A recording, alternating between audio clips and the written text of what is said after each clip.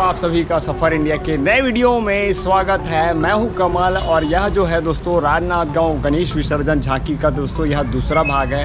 अगर आपने पहला भाग नहीं देखा होगा तो वो भाग ज़रूर देख लीजिए, क्योंकि उसके बिना यह वीडियो जो है वो अधूरा है।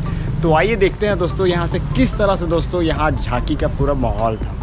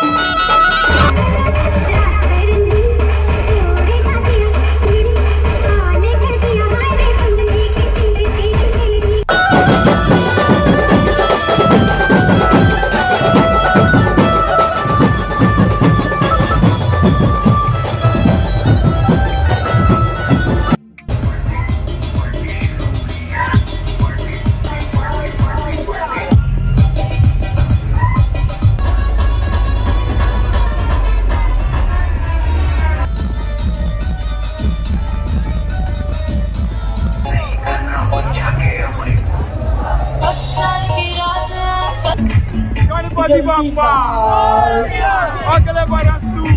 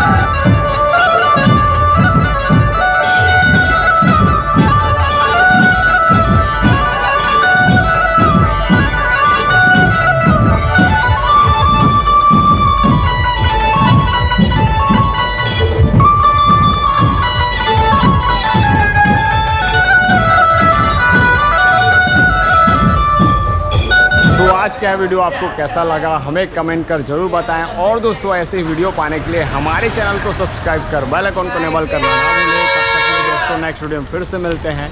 जय हिंद, जय भारत, जय जोहार।